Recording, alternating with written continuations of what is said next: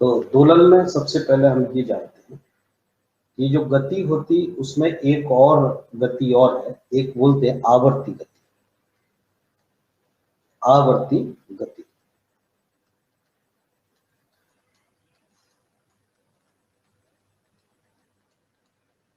आवर्ती गति का मतलब है, अभी तक हमने दो ही गतियां पढ़ी थी, एक ऋजुरेखी गति, एक दूसरी वृत्तीय गति। फिर वृत्तीय गति में भी फिर उसके दो टाइप आ गए थे, एक दीर्घवृत्तीय और एक परवलयकार गति, प्रक्षेप गति। तो ये आवृत्ति कहां से आई है? आवृत्ति का मतलब है आवर्त, जैसे नाम से पता लग रहा है, बार बार आना, एक निश्चित समय अंतराल के बाद रिपीट।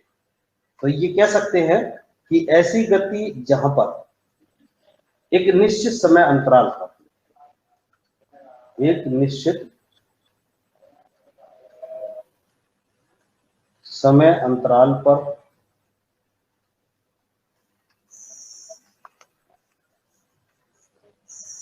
एक निश्चित पथ पर उसी पथ पर एक निश्चित टाइम गैप के बाद गति को दोहराना।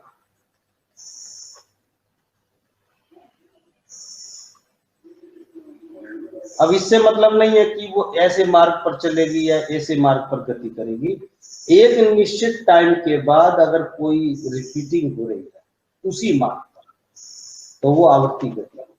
जैसे यहां से सीधे मार्ग पर निकला कोई व्यक्ति, फिर आधे घंटे बाद यहीं से निकला, फिर आधे घंटे बाद भी इसी मार्ग से निकला, फिर आधे घंटे, तो ये भी एक आवर्ती गति। एक निश्चित अंतराल के बाद, अंतराल निश्चित होना चाहिए और पथ निश्चित होना चाहिए। अगर इस तरह की रिपीटिंग हो रही है तो वो आवर्ती गति। जैसे कि घड़ी की सुइयां, घड़ी की सुइयां उस जगह से एक निश्चित समय के बाद फिर से गुजरती। किसी भी ग्रह की गति या किसी भी उपग्रह की गति एक निश्चित समय के बाद उसी मार्ग पर रिपीट होती है, तो ये आवर्ती गति है। अब इसमें भी एक और करेंगे, दोलन गति। दोलन, ये दोलन गति क्या होती है?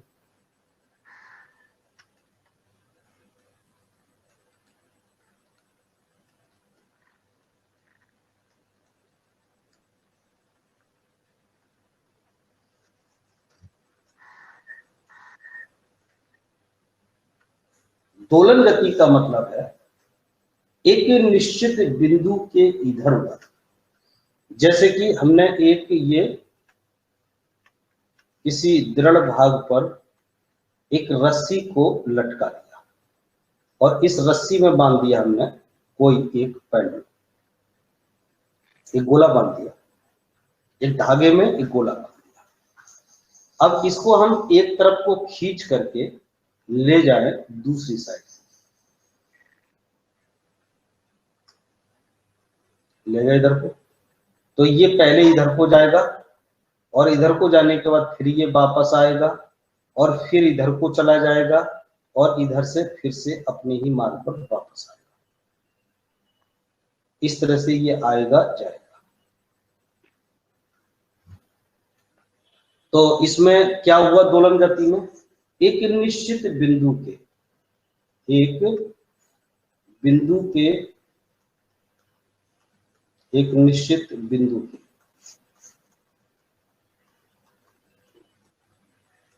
इधर उधर गति करना।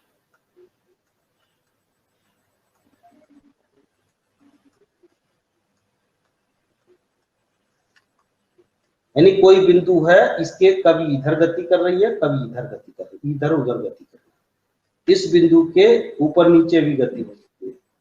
कोई भी बिंदु है, उस बिंदु की इधर उधर गति करना है। यहाँ बिंदु ये यहाँ पर है बीच में, और यहाँ से ये इधर को भी गति कर रही है, राइट साइड को भी, और लेफ्ट को भी गति कर रही है। तो ये दोलन गति। तो इस तरह की गतियां कौन कौन सी हैं? झूले की गति, झूला इधर उधर गति करता है। पेंडुलम की गति, घड़ियों में जो पेंडुलम होता है वो भी इसी तरह की गति होती है। लोलक, जो सरल लोलक होता है, लोलक की गति, वही एक धागे में एक किसी भारी चीज को लटका दिया, एक साइड को छोड़ करके फिर छोड़ दिया, तो ये भी एक दोलन गति है। सुवृत्त द्विभुज की गति,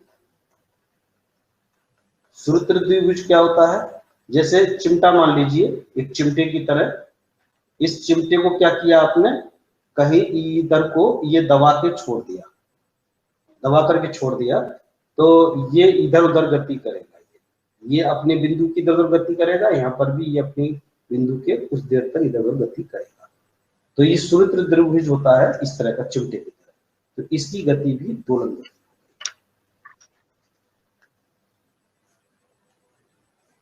दोलन गति को काल्पनिक गति भी कह देते हैं।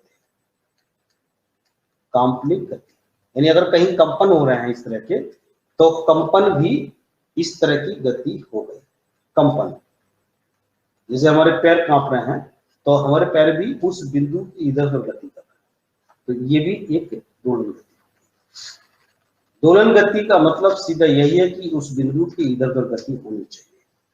अब इसी में कहते हैं कि सरल आवर्त गति क्या है। जो सरल आवर्त गति है वो इसी का ही एक रूप है, सरल आवर्त गति।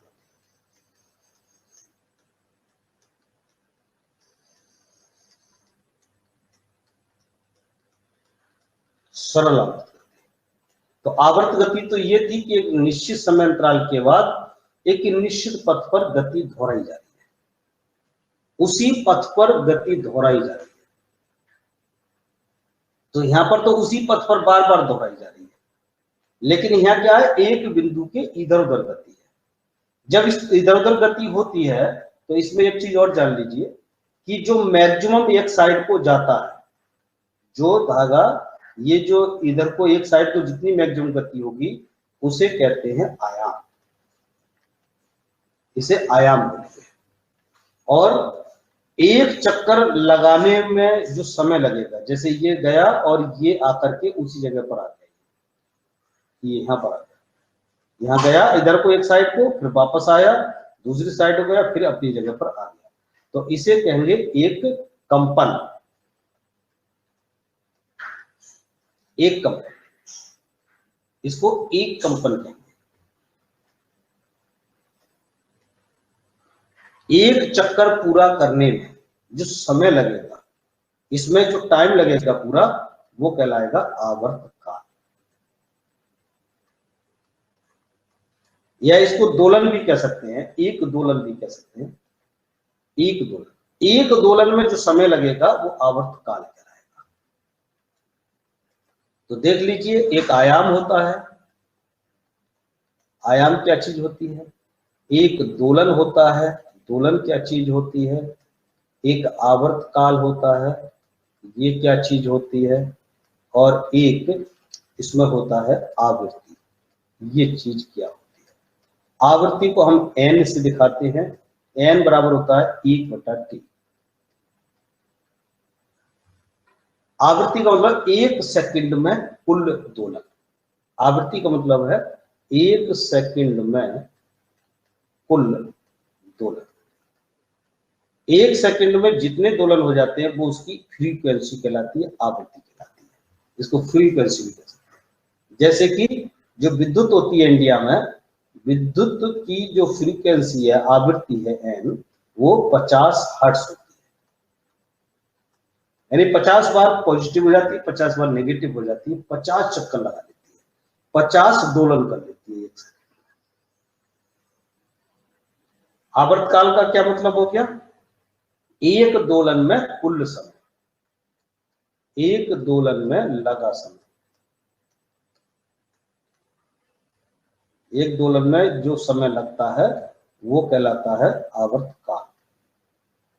और एक दोलन का मतलब है, एक दोलन का मतलब एक साइड में, उस बिंदु से एक साइड में जाना और फिर लौट करके दूसरी साइड में जाना और फिर उसी जगह आ जाना, ये एक दोलन और आयाम का मतलब है एक साइड मैक्सिमम दूरी, एक साइड की मैक्सिमम जो दूरी है वो आयाम है। यानी यहां से ये कितना एक साइड को गया वो कुल आयाम, और एक साइड को जाकर के दूसरी साइड जाकर वापस आया, ये हो गया एक दोलन। और एक दोलन में जो टाइम लगाया वो हो गया आवर्तकाल, और एक सेकंड में ऐसे कितने दोलन हो जाएंगे वो हो गई आवर्त। तो ये चार टर्म्स इसमें पूछ ली जाती हैं। ये क्लियर हो गई चारों टर्म्स।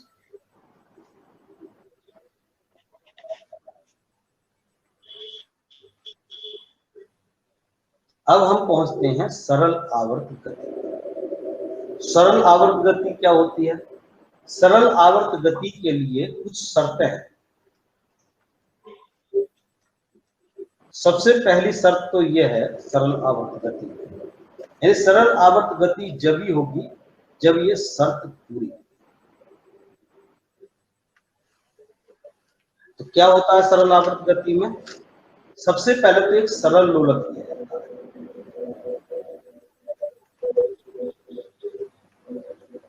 सरल लोलक लिया जाता है। इस सरल लोलक क्या होता है? सरल लोलक का मतलब यह है कि किसी भी दृढ़ भाग पर अगर कोई चीज रखी है, कोई चीज लटक रही है दृढ़ भाग पर, तो ये जो धागा है वो इस तरह का होना चाहिए, ये धागा, कि इसकी लंबाई चेंज नहीं होनी चाहिए, चेंज नहीं होनी चाहिए। यानी ये धागा कैसा होना चाहिए? प्रत्यास्थ होना चाहिए या अपर्याप्त होना चाहिए? बताइए कोई। ये धागा कैसा होना चाहिए? क्वार्ट्ज का बना हुआ होना चाहिए। क्वार्ट्ज, क्वार्ट्ज एक पूर्ण प्रत्यास्थ चीज है, प्रत्यास्थ वस्तु है। यानी ऐसा धागा होना चाहिए जो लंबाई में न बढ़े न घटे, और ये जो भाग है जिस पर ये लटकी हुई है वो पूरी तरह से दृढ़ होना चाहिए। और ये जो लोलक है, लोलक छोटा होना चाहिए, छोटा, और भारी होना चाहिए। और यहां पर जी लगभग नगण्य होना चाहिए, या ये कह सकते हैं फिक्स होना चाहिए। जी का मान बिल्कुल फिक्स होना चाहिए, नगण्य हटा दीजिए, फिक्स रहना चाहिए। जितना भी है बिल्कुल फिक्स होना चाहिए। तो इस तरह की जहां पर जो गति होगी वो सरल लोलक होगा, ये कंडीशन। अब ये जहां चलेगा वहां पर सरल आवर्त गति हो जाएगी। यानी पहले तो सरल लोलक की कंडीशन होनी चाहिए। अब दूसरी क्या है? ये जो गति होगी वो एक सरल रेखा में होगी। दूसरी है साम्य के इधर उधर, इधर उधर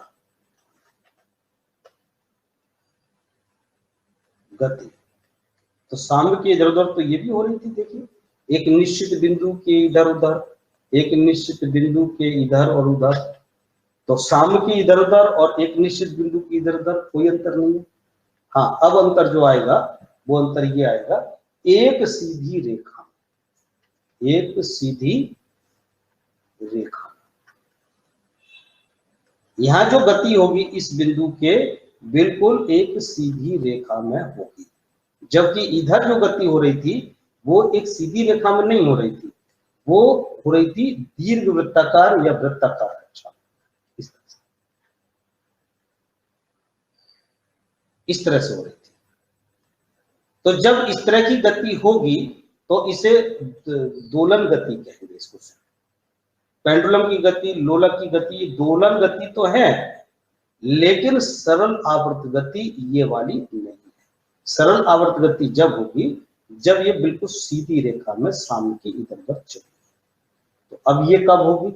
ये इस तरह के उसमें, जैसे कि ये यहाँ पर है सरल लोलक, इसका एग्जाम्पल सरल लोलक हो गया। सरल लोलक की गति सरल आवर्त गति। क्यों? इसे जब हम छोड़ेंगे एक साइड को ला करके तो ये ज्यादा दूर तक नहीं छोड़ना है, बहुत कम दूर, यानी आयाम ज्यादा नहीं करना है, तो अब आयाम जब ज्यादा नहीं करेंगे तो इस बिंदु के इधर गति करेगा और इधर गति करेगा, यानी ये जो रेखा होगी ये सरल रेखा होनी चाहिए। अगर आपने इसका धागा बड़ा ले लिया तब भी इस सरल लोलक नहीं रहेगा, ये सरल आवर्त गति नहीं रहेगी, फिर वृत्ताकार मार्ग रहेगा। और इसका अगर ज्यादा आयाम कर दिया आपने तो भी ये ठीक नहीं रहेगा।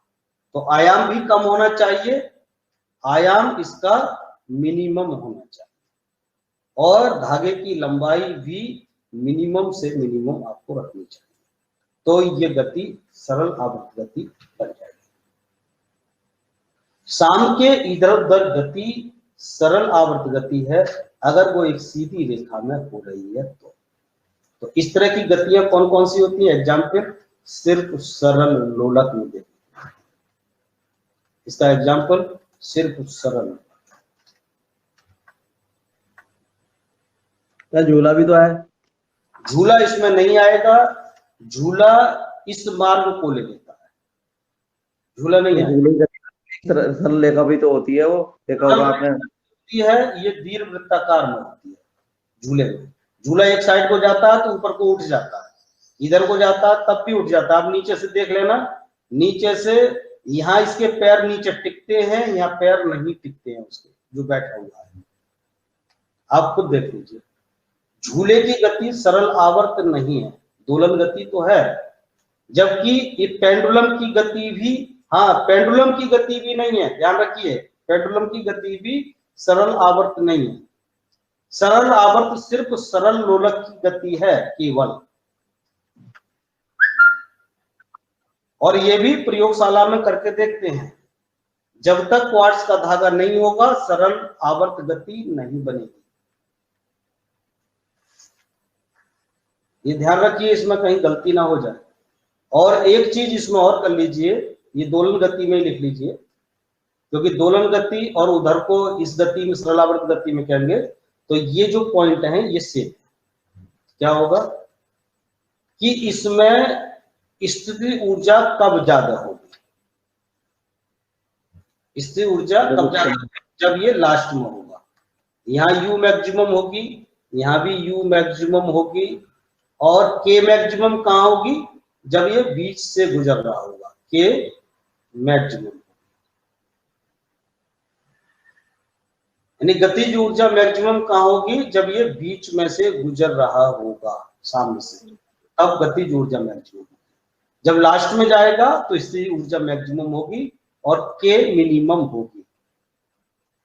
यहाँ पर के मिनिमम होगा, यहाँ भी के मिनिमम होगा, और यहाँ पर यू मिनिमम होगा। अरे जब बीच से गुजरेगा तो उसका त्वरण जो है शून्य हो जाएगा। त्वरण, हाँ त्वरण जब कहेंगे तो यहाँ पर त्वरण क्या होगा? मैक्सिमम होना चाहिए, कम होना चाहिए? कम होना चाहिए सर, जब भी तो वेग बढ़ेगा। तो लिख लीजिए, एक पॉइंट लिख लीजिए अलग से। सरल आवर्त गति में जब कण साम से गुजरता है, साम स्थिति से अंतिम पर पहुंचता है, लास्ट में, जब ये लास्ट में पहुंचेगा तब क्या होगा? लास्ट में पहुंचेगा तो त्वरण शून्य हो जाएगा। अंतिम स्थिति पहुंचेगा तो त्वरण उसका मैक्सिमम होगा, और इस पर प्रत्यानयन बल, प्रत्यानयन बल का मतलब है वापस आने के लिए प्रयास, पुनः स्थिति में आने के लिए प्रयास, वो प्रत्यानयन बल कहलाता है। ये मैक्सिमम होगा, इसका वेग शून्य होगा, के मैक्सिमम होगा, के मिनिमम होगा। ये देख लीजिए, लास्ट की बात कर रहा है। और जब माध्य स्थिति से गुजर रहा होगा, जब माध्य से गुजर रहा होगा तो उसको भी लिख लीजिए, मध्य में, जब मध्य में होगा तो क्या होगा? तो मध्य में उस पर कोई बल कार्य नहीं कर रहा होगा, बल उस पर शून्य होगा, उस पर लगने वाला कोई बल, प्रत्यानयन बल तो शून्य हो चुका होगा, उसका त्वरण भी शून्य हो जाएगा। बीच में उसका त्वरण भी शून्य होगा और वेग उसका मैक्सिमम होगा, ध्यान रखिएगा, लास्ट में वेग शून्य होता है, बीच में वेग मैक्सिमम होगा, उसकी गतिज ऊर्जा मैक्सिमम होगी, u उसकी शून्य होगी, बीच में रुकने का कोई सवाल ही नहीं है, u शून्य होगी। क्लियर? ये हो गया में और ये हो गया लास्ट में। ये क्वेश्चन पूछे जाते हैं इसमें से।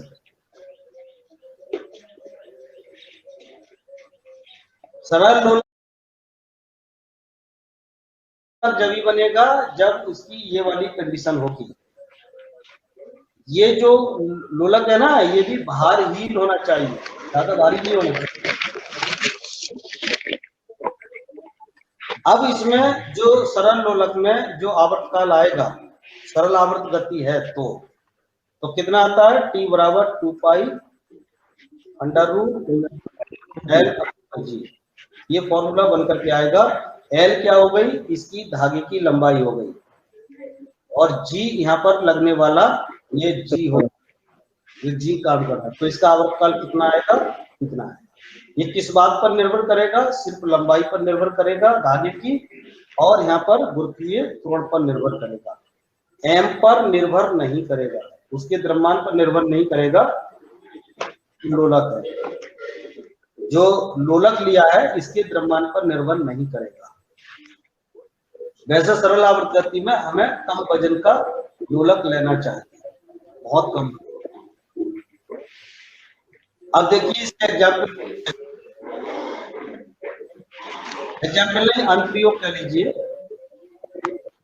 कहेगा कि बराबर में एक लड़की बैठ जाती है झूले पर बराबर में दूसरी लड़की बैठ जाती है, बताइए क्या फर्क पड़ेगा? कुछ भी फर्क नहीं पड़ने का, अप्रभाव। टी पर क्या फर्क पड़ेगा? कोई प्रभाव नहीं पड़ेगा, नो इफेक्ट। इसके टी पर नो इफेक्ट, क्यों? क्योंकि द्रव्यमान का नो इफेक्ट, द्रव्यमान का कोई इफेक्ट नहीं होता है इस पर। दूसरी लड़की के बैठने से सिर्फ द्रव्यमान चेंज होगा, और द्रव्यमान का इस पर कोई फर्क आता है। दूसरा, एक दूसरी लड़की लटक गई झूले पर, लटकने पर, या कोई मटका लटका दिया, झूले के नीचे मटका लटका दिया, या एक मटका था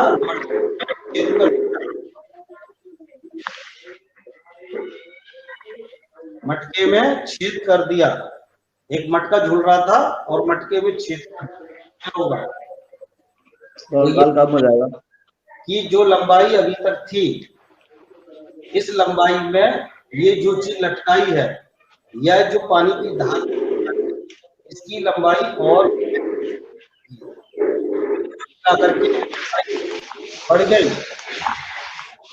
जब लंबाई बढ़ गई तो t बराबर 2 pi under root L upon में, लंबाई जब बढ़ेगी तो क्या होगा, लंबाई बढ़ने से उसका टी आवर्तकाल बढ़ेगा, आवर्तकाल बढ़ जाएगा।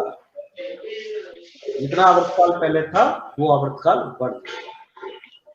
जब आवर्तकाल बढ़ जाएगा तो झूला धीरे हो जाएगा, तेज हो जाएगा सर, धीरे। आवर्तकाल बढ़ेगा, इधर एक साइड में चक्कर लगा के आएगा, अभी आ रहा था आधे घंटे में चक्कर लगा के, अब 1 घंटे में चक्कर लगा के, अभी 1 मिनट मारा था, 2 मिनट मारा, आवर्तकाल बढ़ गया, धीरे बढ़ गया, झूला धीरे बढ़ गया। रस्सी जितनी छोटी होती जाती है, आप रस्सी को छोटा कर दीजिए तो झूला तेज हो जाता है। छोटी रस्सी का झूला तेज चलता है, लंबी रस्सी का। अब इसी में और लीजिए, गर्मी आने पर पेंडुलम पर क्या फर्क पड़ेगा? गर्मी में क्या होगा, गर्मी बढ़ने से लंबाई बढ़ जाएगी पेंडुलम की, गर्मी बढ़ने से प्रसार होता है और प्रसार होने से पेंडुलम की लंबाई बढ़ जाती है। पेंडुलम की लंबाई बढ़ जाने से टी बढ़ जाएगा और टी जब बढ़ जाएगा तो क्या होगा, टी जब बढ़ जाता है तो झूला धीरे हो जाता है, ऐसे ही पेंडुलम भी स्लो हो जाएगा। और जब पेंडुलम स्लो हो जाएगा तो घड़ी कैसी हो जाएगी, घड़ी सुस्त हो जाएगी। तो गर्मियां आने पर घड़ी सुस्त हो जाती है, सर्दी आने पर वाली घड़ियां गर्मी में सुस्त हो जाती है। ऐसे ही वाली घड़ी को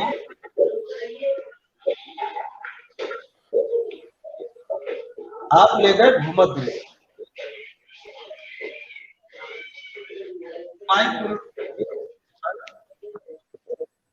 चूंकि भूमध्य रेखा पर जी कैसा होता है, जी मिनिमम होता है भूमध्य रेखा पर। जब जी मिनिमम होगा तो टी बराबर 2π√L/g में जी मिनिमम होगा तो टी मैक्सिमम आएगा, टी उस समय मैक्सिमम आएगा। और टी मैक्सिमम का मतलब या टी ज्यादा का मतलब घड़ी कैसी हो जाएगी, सुस्त हो जाएगी। आवर्तकाल बढ़ेगा तो घड़ी सुस्त हो जाएगी। तो घड़ी को भूमध्य रेखा पर ले जाएंगे तो सुस्त हो जाएगी और ध्रुव पर उल्टा हो जाएगा, ध्रुव पर तेज हो जाएगी। ऐसे यहां पर सर्दी में तेज हो जाएगी। ये पेंडुलम घड़ियों का पूछा जाता रहता है। अगर इसी को हम ले जाए उपग्रह पर, पेंडुलम वाली घड़ी उपग्रह पर ले गए तो उपग्रह पर ले जाने पर जी तो लगभग नगण्य होता है, जीरो होता है। जब जी जीरो होगा तो टी क्या आएगा, अनंत आएगा। जब टी अनंत आएगा तो वो कार्य नहीं करेगी, पेंडुलम वाली घड़ी कार्य नहीं करेगी। क्यों, क्योंकि पेंडुलम एक साइड को जा करके ऊपर ही टंग जाएगा, वो वापस ही नहीं आएगा। पेंडुलम एक साइड में टंग जाएगा। क्यों, क्योंकि टी अनंत है, आवर्तकाल अनंत है, वो कभी वापस ही नहीं आएगा। तो ये हो गए आवर्तकाल से संबंधित। अब बात करते हैं प्रत्यानयन बल। प्रत्यानयन बल क्या होता है, अभी बताया था, साइड में जाने पर प्रत्यानयन बल मैक्सिमम हो जाता है। प्रत्यानयन बल का मतलब वही है कि वो कोशिश करता है साम्य स्थिति की ओर लाने के लिए, साम्य की ओर लगने वाला बल। ये लगातार प्रयास यही करेगा कि ये लोलक सामने आ जाए। जब एक साइड को मैक्सिमम जब जाता है कोई लोलक तो प्रत्यानयन बल मैक्सिमम होता है और बीच में ये जीरो होता है। अब बात करेंगे अनुनाद की। ये अनुनाद क्या चीज है, अनुनाद या रिजोनेंस, ये क्या चीज है?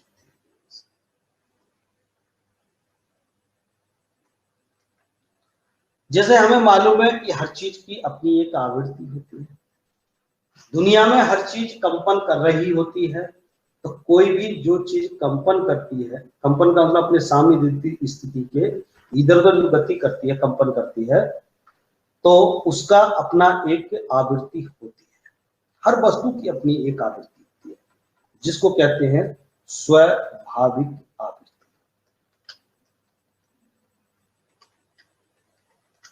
हम ये कहें इस रूम के अंदर तमाम कण हैं छोटे छोटे, इन कण की भी अपनी एक आवृत्ति होती है। ये समय जिगजैग मोशन गति कर रहे होते हैं।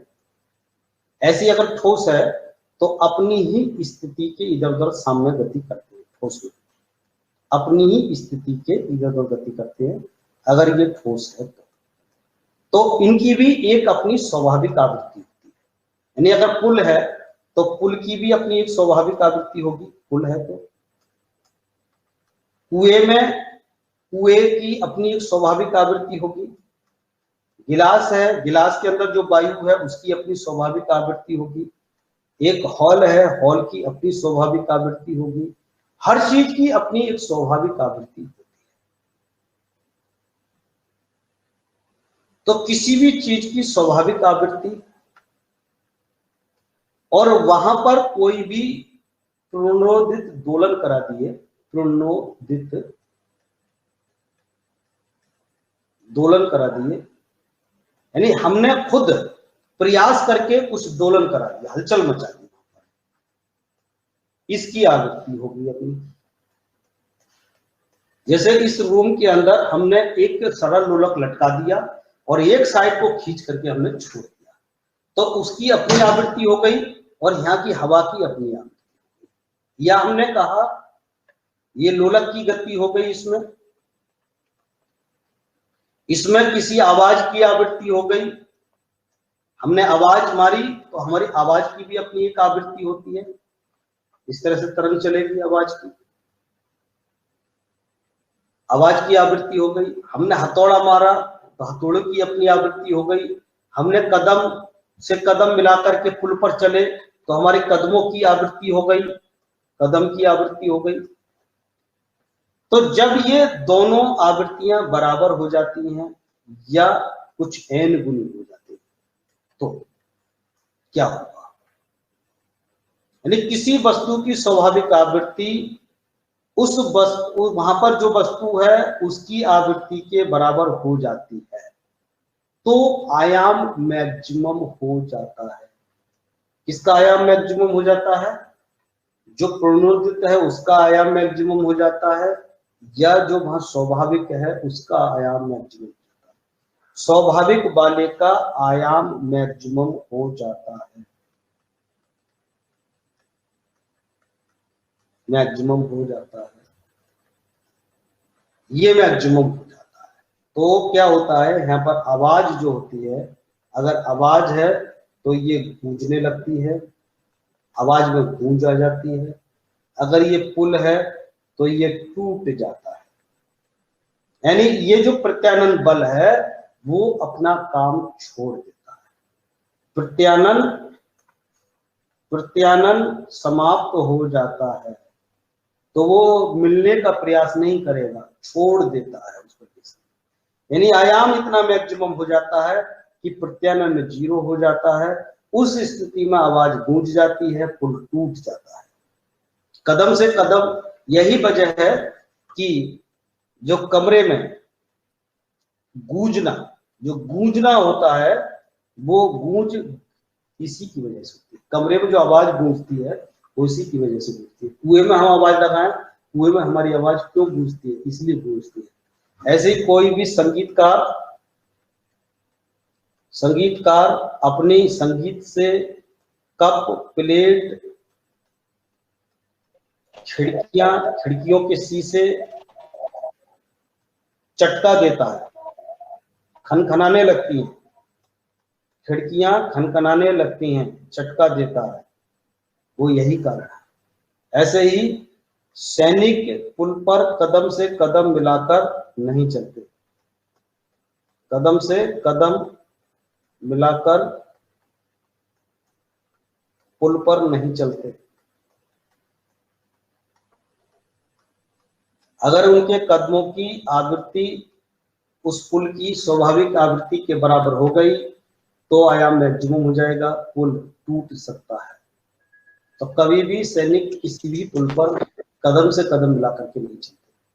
संगीतकार, तानसेन को ही देख लीजिए, तानसेन ने बहुत सारी खिड़कियां तोड़ी।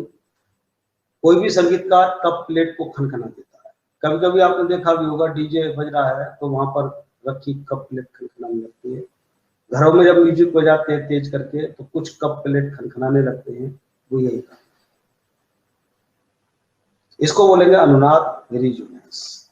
एम्पलीफायर क्या करता है? एम्पलीफायर में यही काम होता है, अनुनाद की क्रिया होती है। एम्पलीफायर में अनुनाद के सिद्धांत पर ही काम होता है। तो वो क्या करता है? एम्पलीफायर आयाम को बढ़ा देता है, कृत्रिम तरीके से आयाम को बढ़ा दिया जाता है और ये ऐसे स्वरत्र द्विभुज में, सुरित्र द्विभुज में एक एग्जाम्पल और लिख लीजिए, स्वरत्र द्विभुज। ये चिमटे की तरह होता है, उस नली के ऊपर रखते हैं तो एकदम से आवाज गूंजने लगती है, वो भी यही है। तो ये सब किस तरह की घटना है? अनुनाद की।